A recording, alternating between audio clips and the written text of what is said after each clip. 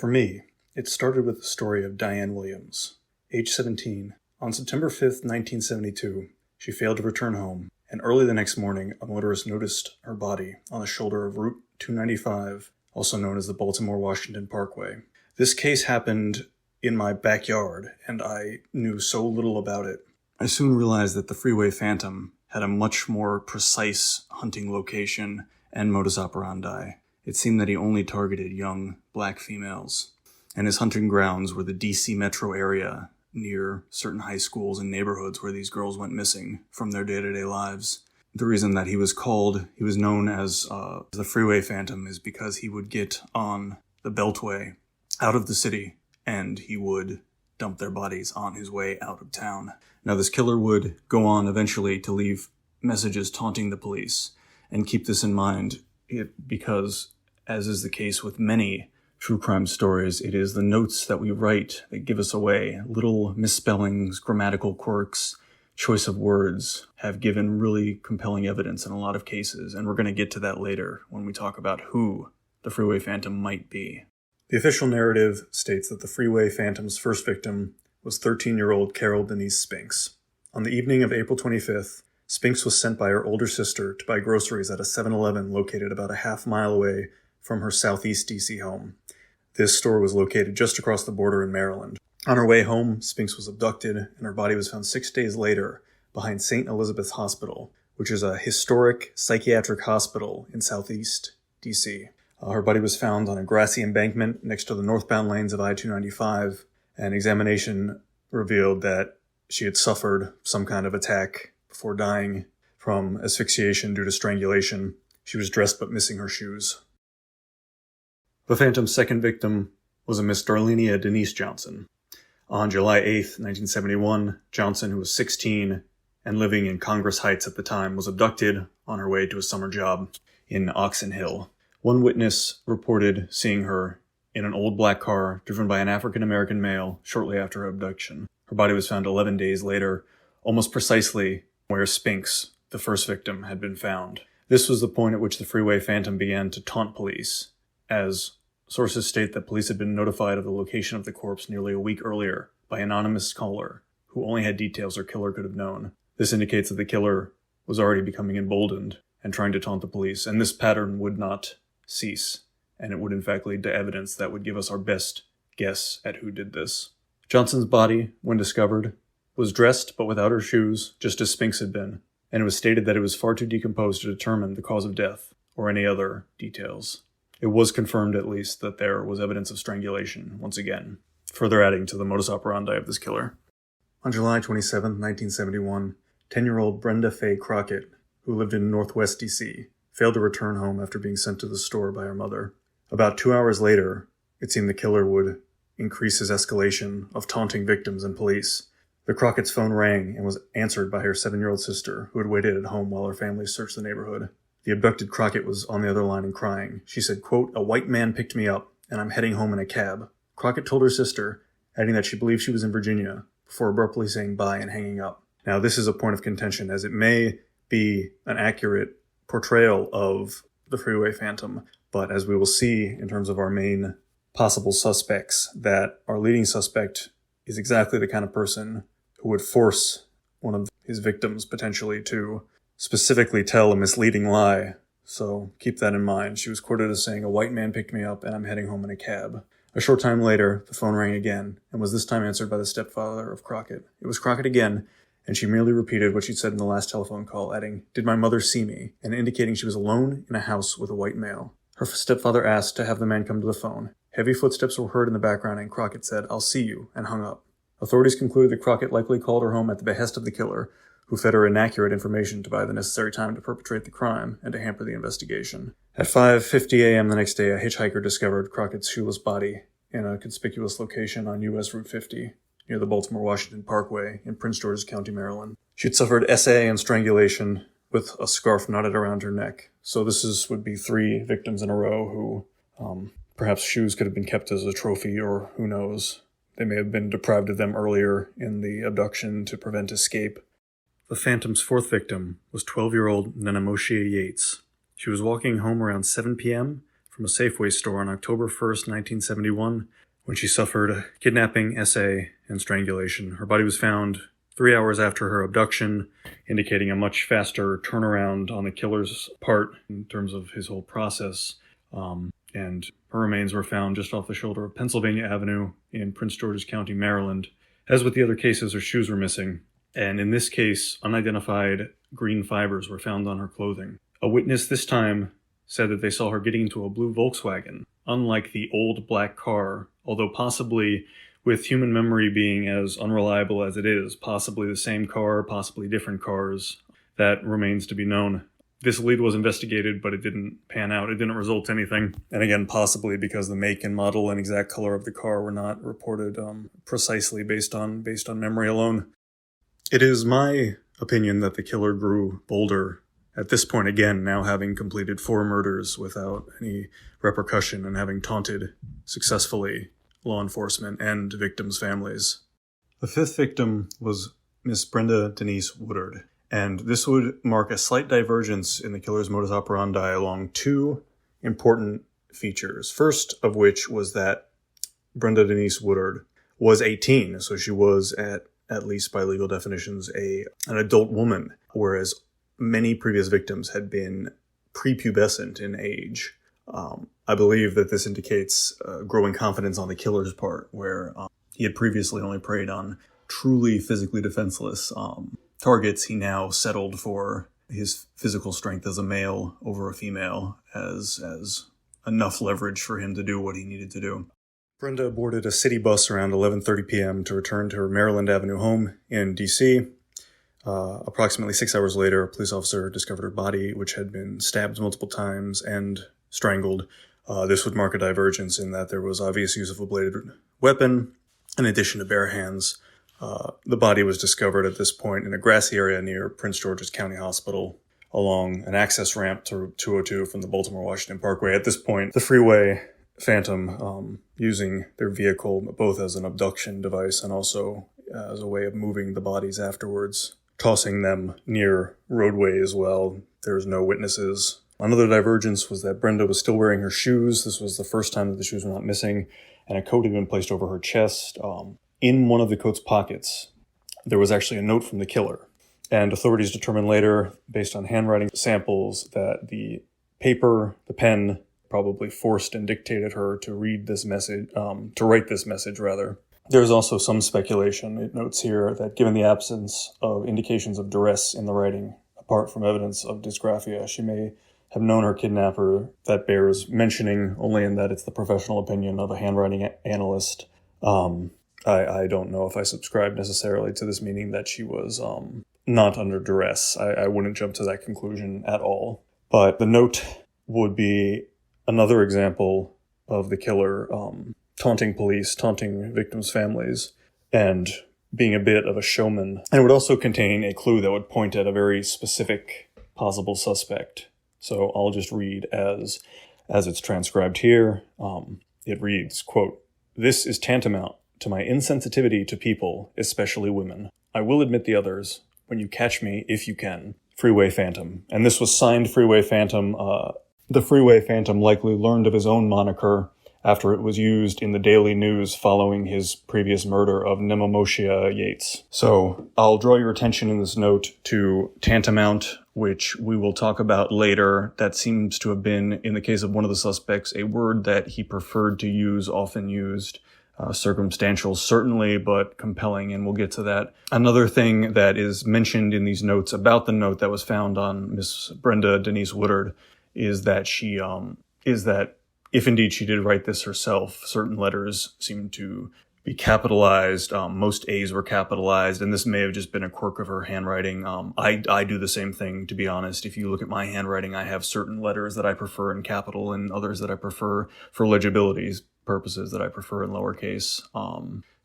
But if you'd like, this photographs of this letter are available. Photographs of this letter are available, and you should examine it yourself if you think that there may be a lead there in any way. And the 6th and final official victim, per the FBI's narrative, was Miss Diane Denise Williams. This was again She was 17 at the time of her abduction, so this would be the killer's second, somewhat older adolescent to adultdom. So the Phantom's final victim was claimed almost a year later. On September 5th, 1972, a 17-year-old Ballou High School senior, Williams cooked dinner for her family, then visited her boyfriend's house. She was last seen boarding a bus at 11:20 p.m. near his house. A few hours later, her strangled body was discovered dumped along I-295, just south of the district line. As with other victims, her shoes were missing, but in this case, there were no signs of SA, or at least no compelling definitive ones. The Freeway Phantom case has seen a myriad of investigators and garnered much interest over the years. Numerous investigative tips came from the general public by a telephone hotline operated by the MPD, Metropolitan Police Department of the District of Columbia. Information also came by way of mail. All these leads were investigated to the logical conclusion, although we will touch base on this later. Evidence was lost. Notes were lost before digital records. At various points, the investigation was contributed to by DC's Metropolitan PD, specifically their homicide and sex divisions, investigators on the Maryland side from Prince George's County, as well as Montgomery County, Maryland State Police, and the FBI. Common practice at the time for metropolitan police departments were apparently such that detective divisions were in charge of their own evidence and record keeping. And so as the case ran cold and as decades went by, as detectives retired or, left the force, things were just lost or destroyed.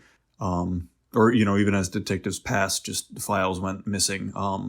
As of this posting, to the best of my knowledge, a reward of $150,000 remains open, as provided by law enforcement involved for any tangible evidence that leads to the closure of this case.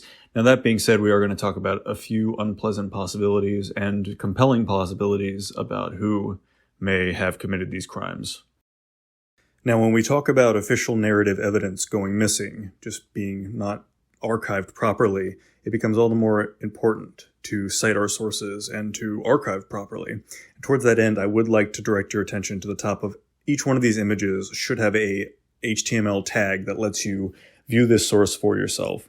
The WordPress that we are looking at now is genuinely, I have searched fairly rigorously, even to the point of finding a Freedom of Information Act, in which Metropolitan PD from DC says, quote, per a search conducted by personnel assigned to the Metropolitan Police Department, MPD, no records responsive to your request for mugshot photos of Robert Askins could be located. I'm getting ahead of myself on who that is, but as we talk about potential suspects, again, this Phantom has never been convicted. There is no official Freeway Phantom. We do not know who it is. But as we talk about these suspects, the only photos that seem to exist are the ones that I discovered compiled by this the WordPress that you should be seeing on your screen now. Definitely give them a look. An incredible source of granular, precise information about this case. And we're going to be using those images here. Initial suspects included several members of a local gang known as the Green Vega Gang. These were dedicated SA criminals, specifically targeted women. A few of these members were questioned, confessed, or fabricated. It's really, this turned out to be dead ends. You'll see some of the images of people who were considered people of special interest and suspicion, but ultimately nothing stuck, nothing quite matched up exactly. So, as we see here, Melvin Gray, postal worker and member of the Green Vega Gang. He confessed to 2 of the Freeway Phantom murders, but his confession was a work of fiction. Paul Brooks, member of the Green Vega Gang, responsible for possibly hundreds of gang SAs in the District of Columbia.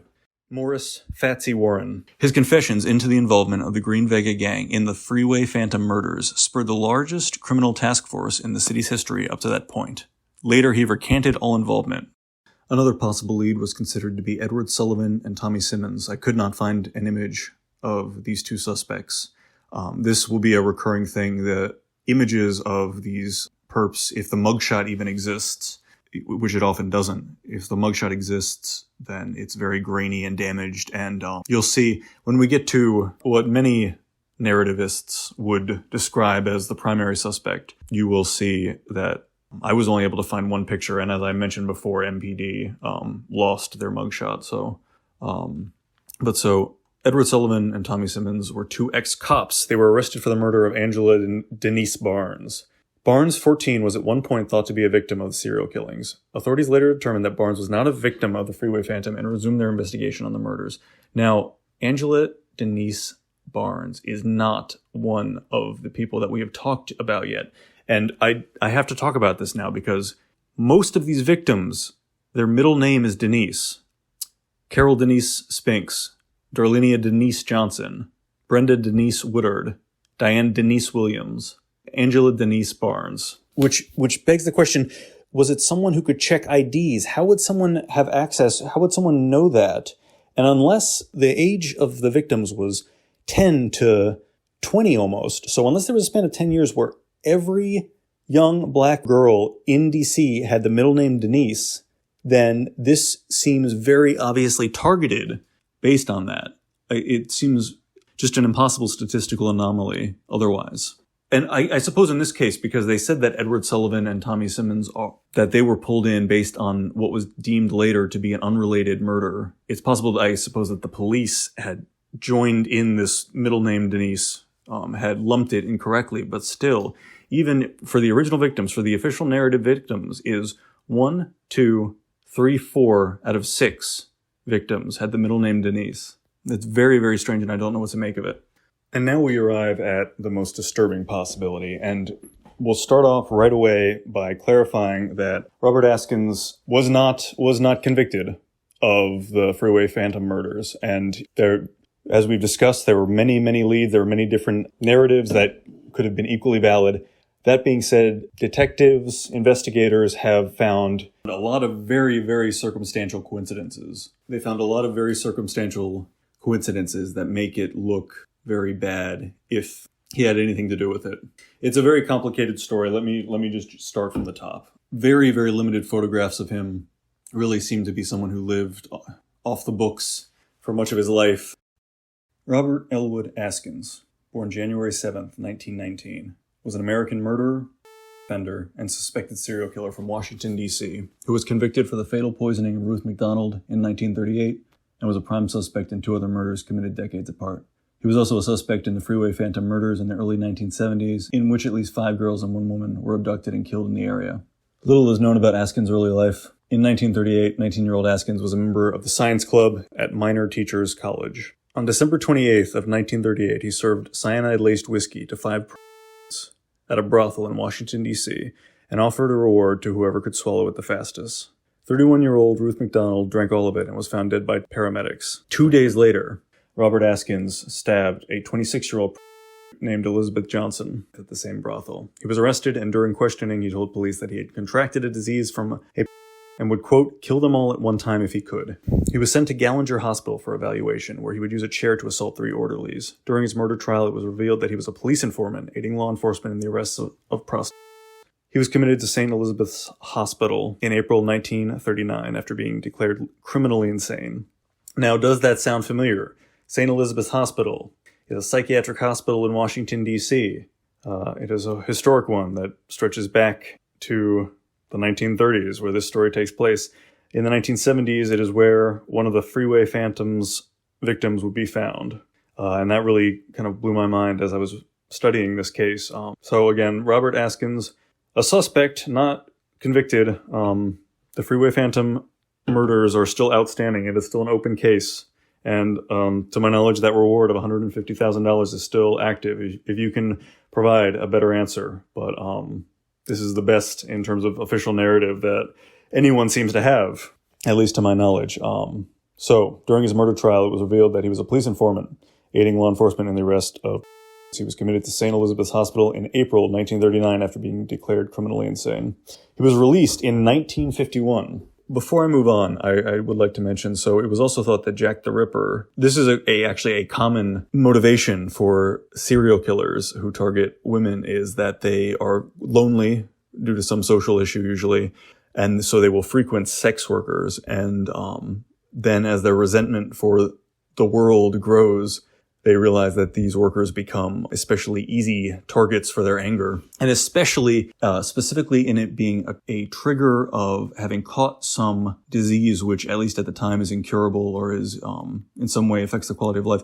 Having contracted some STI from engaging in these activities, they then turn to killing the people who they were formerly clients of, specifically because they see it as some kind of revenge. Robert was released in 1951, and in April of the following year, he strangled 42-year-old Laura Cook to death. He was indicted in 1954 and accused of several other similar assaults and was also retried for the 1938 murder, after it was determined that he was legally sane. He claimed that the original purpose of the cyanide used in the murder of Ruth McDonald was for his own suicide, but the jury returned its verdict of guilty, and he was sentenced to 15 years to life for second-degree murder. His conviction was later overturned in 1958 on a technicality concerning the statute of limitations. In March 1977, 58-year-old Askins, then a computer technician at the National Science Foundation, was charged with abducting and essaying a 24-year-old woman inside his home. Detectives interrogated Askins and learned of his previous murder charges. In 1978, Askins' row house was searched in connection to the Freeway Phantom murders. Keep in mind, again, so this is in 78, so this would be, the murder started in 71, so it would be 7 years approximately since these murders started. Yeah, between 70 and 72. They believe he was active in D.C. They believe that the Phantom, to clarify, was active. So investigators found in his possession a knife used in another crime, photographs of girls and young women, women's scarves. Remember that one of the victims was found with a scarf that she didn't seem to have disappeared with. But again, very circumstantial. I have women's scarves in my house. Many people, anyone who has lived with a woman for any length of time will have women's scarves in their house, although you could also argue. They also found in his possession an essay that was, quote, written by a girl. Police discovered an interesting piece of evidence in his desk drawer, court documents in which a judge had used the word tantamount, an atypical word that Freeway Phantom victim Brenda Woodard was forced to use in a written note that was left in her pocket. Remember, he used tantamount in a kind of a conspicuous way. And Askins was also reported to have frequently used the word in work matters. So again, very situational. If you hear this video, you might use tantamount just because it's stuck in your head, but it starts to add up and it starts to look bad. A search warrant was obtained, and it seems that most law enforcement agrees with me because a search warrant was obtained and investigators dug through Askins' backyard, which turned up nothing. But again, so the killer that we're looking for has a complete MO of dumping bodies on the freeway. So this killer that we're looking for has never buried anything in their backyard. So that was, that doesn't really count for much in either case, in my opinion. A month later, investigators received another warrant to search his vehicle. They found 2 gold buttons and an earring. No solid evidence was found to connect Askins to the murders, and no charges were filed. So yeah, as I said about the scarves, simply owning, having in your possession things that seem to have belonged to a female at some point is not enough evidence to convict someone. Askins remained in prison for the rest of his life for the 2 abductions and essays he committed in the mid-1970s. He denied having any connection to the Freeway Phantom murders to detectives and press when questioned, claiming that he did not have the depravity of mind required to commit any of the crimes. He died at the Federal Correctional Institution, Cumberland, on April 30th, 2010, age 91. So he lived a full, long life in any case. I did find that quote very, very interesting. He was a convicted murderer and serial essay committer, but he claimed that these killings, which were would have been, well, you know what? I have to put a pin in that because we can't find pictures of so many people in these stories. I wonder if I could possibly find pictures of his earlier murder victims and confirm whether or not they matched his the Freeway Phantom's MO.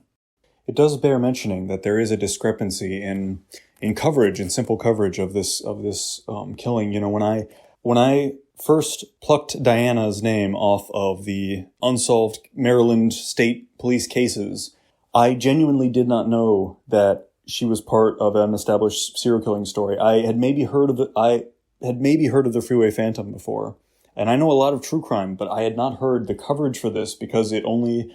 Well, you can say for your own reasons why you think that this had less coverage than other things, but I mean, it affected the Black community in a city, and I wonder if that caused it to get swept under the radar, quite frankly. And case in point, my search, when I first was reading about Diana, I looked up 1970s young, like adolescent girls strangled in Maryland, and I found a completely unrelated case out of Anne Arundel, which is like 2 hours away. And before I realized that the highway phantom narrative had already been established by other investigators, I said, wow, could this have been the same killer? This was in 1970, but it completely unrelated. But the FBI actually just closed that case, just officially said that it was probably some suspect who has now passed. So, I mean, they could do that for this. DC is kind of my backyard. And so I'd like to do more like this, where I really discover things about the way the system works and the way that people treat each other and have treated each other, the layers and the history there in this local area, which is also certainly famous on the world stage. I think that investigating local things that affected our communities and shaped our communities and how they're being dealt with now is a worthwhile use of my time. Please leave in the comments if there's anything that you think I could improve on, anything that you would like me to cover, any corrections. Certainly, I want to be accurate, and I want to be a positive force in this community. So let me know if I can do a better job of that. Thank you for your time, and I will try to be back soon with something else from the Beltway.